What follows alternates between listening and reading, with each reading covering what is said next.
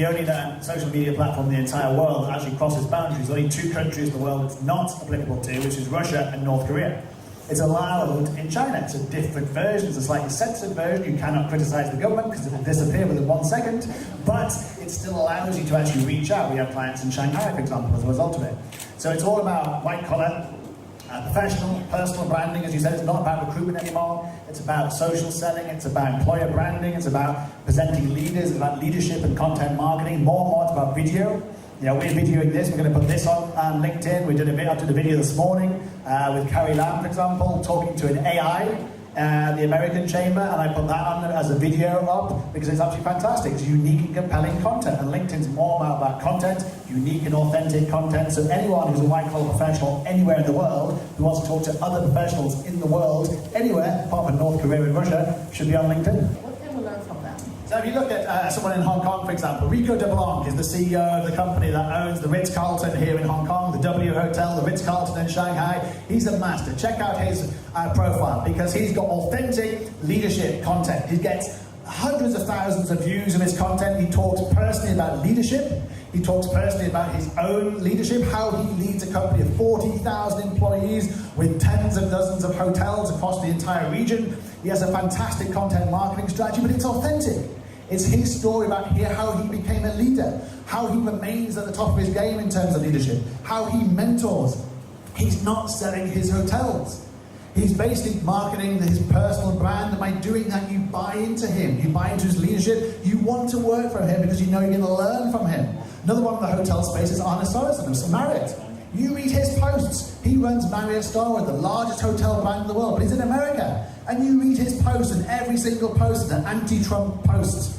It's very subtle, but it's an anti-Trump post. He's basically empowering his employees and empowering his workplace to basically feed them with the content of why he should be anti-Trump and why that's good for his business. Even though he must know he's going to annoy half his base by actually doing it, his customer base. But he knows his employees, the millennials, don't buy into the Trump doctrine. Therefore, he's going out there on LinkedIn and getting tens of thousands of views for his thoughts. It all relates to his workplace. He's talking about how, for example, a customer service executive is the best one, but she's an immigrant.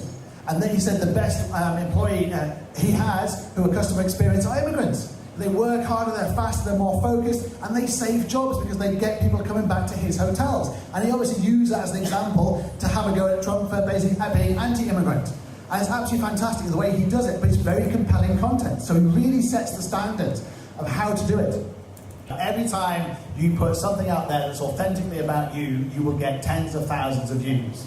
Particularly now they have video. So I'll give you a great example. So normally weekends aren't great places to do posts on LinkedIn. Normally engagement goes down, Facebook goes up. But I put was my 10th anniversary on LinkedIn on Sunday. So I took a video on my balcony in Singapore about 10 things I'd learned about being on LinkedIn. That was a 9-minute video, so it's really pushing the boundaries, giving a maximum of 10 minutes on LinkedIn. But even on a Sunday morning, I got like dozens and dozens of comments and likes and thousands of views of people engaging because I was sharing genuine content of things I genuinely learned that people could genuinely put into their marketing strategy, their LinkedIn strategy, and people thought it was fantastic. So it has to be authentic. I can share a similar post that says 10 tips from the FT and I'll get 100 times less. People want to believe in people. People like what you say. People are buying into you. They're following you for the reason. So don't be afraid to be authentic and put yourself out there authentically. Take a picture of yourself here today with Ashley, for example, and share that on LinkedIn. That's genuine content. Talk about what Ashley's been talking about in terms of WeChat. Share it on LinkedIn. People will thank you. People will engage with you. People will actually, you will enhance your personal brand as a result of it. So yes, you're totally right. Be authentic. Yeah, and be human. How shall compares into B2B space utilize the platform in the sense of corporate pages? So you're right, corporate pages are really a waste of time because it's absolutely pointless trying to get people to follow corporate pages. It's good to have it there to substantiation, like having a website, but don't rely on it for engagement. A very good example is Richard Branson's got 17 million followers on LinkedIn. The top Virgin company, the top, is Virgin Atlantic with 120,000. Literally less than 1% of people bother following Virgin Atlantic that would follow Richard Branson. But Richard Branson will market all 225 Virgin brands through his powerful blogs and thought leadership. It's all about leadership. The engagement as well. If you take something like Arne Sorensen, for example, who's the CEO of Marriott Starwood, it's got about 500,000 followers, but the Marriott page has got about 2 million. But the engagement he gets is thousands and thousands and thousands.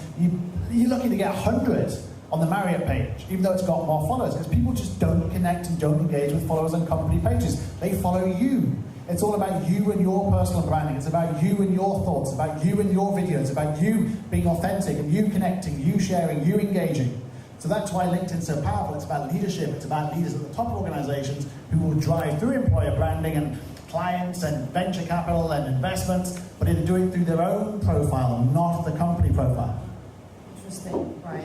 Now, so your own personal. Yeah. You market it through you basically market the company through you.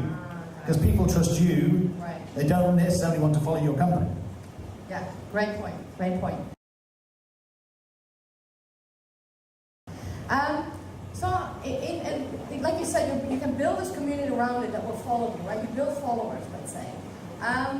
Just tapping into corporate pages, whatever you post. I mean, we know Facebook, Instagram, they're overhauling the algorithm, so whatever page like you have, it basically doesn't count, because no one's going to see your content, unless you're pushing it. LinkedIn has, I guess, also the same, is it? Well, it has it, but it doesn't work.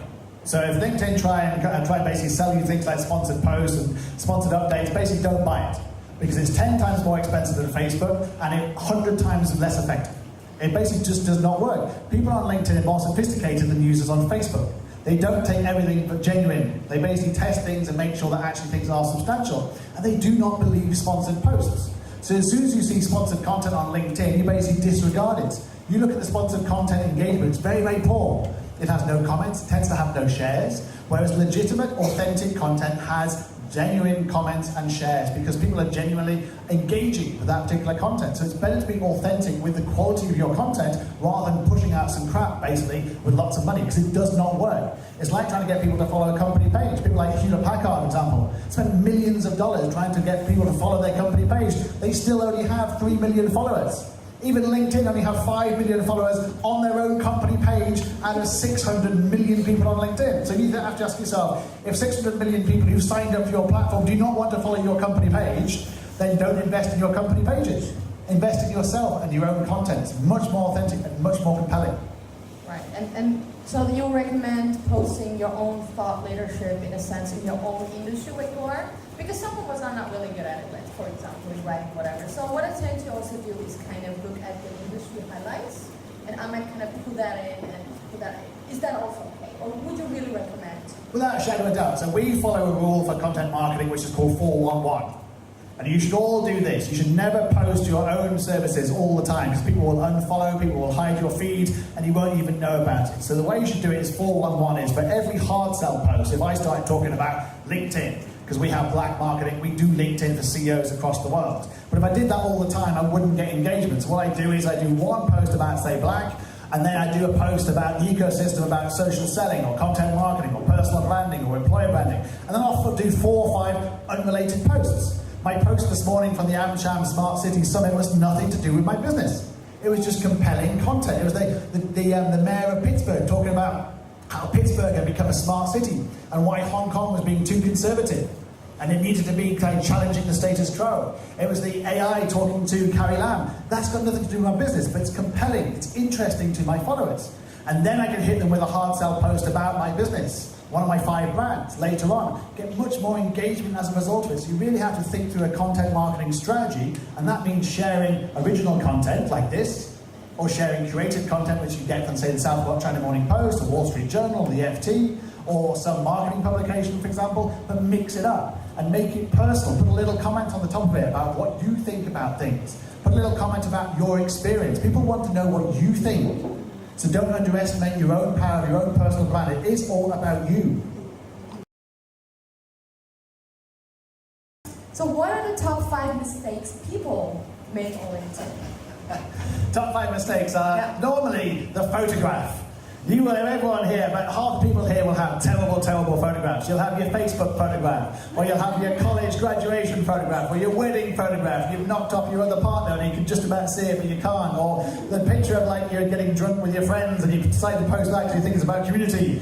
And it's like photographs which are just like people looking for the side, or their animals, and they decide to put an animal there. Or they basically put a headless person there, or someone with a bag over their head. So it's like, don't do that. Yes, it's LinkedIn, it's your personal branding in a professional context. Your background picture is the next one. I did a presentation yesterday to HSBC.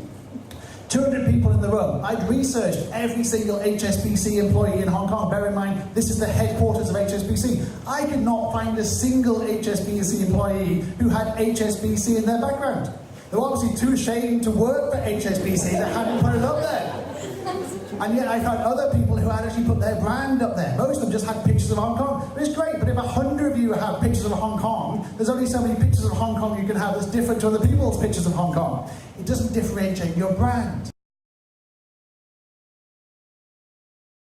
People underestimate the power of the summary section. It's your bio. Tell your story. Tell it in the first person, not the third person, as it sounds like strange. So do it with content, do it with videos, and have an experience section, and then do content. I'm always amazed people don't want to share content. You know, there's a rule on social media which is called 1-9-90, which is basically 1% of people, this applies to WeChat and Facebook and Instagram and YouTube, 1% of people create. 1%. 9% of people engage by sharing, liking and commenting, and 90% of people do nothing but view. Where do you want to be? Leaders, 1%? The kind of like engagers, 9%? Or the people who just watch, the 90%? It's entirely up to you, but you should be the 1%, not the 9 or the 90%. You also need to do the 9, but don't do the 90%.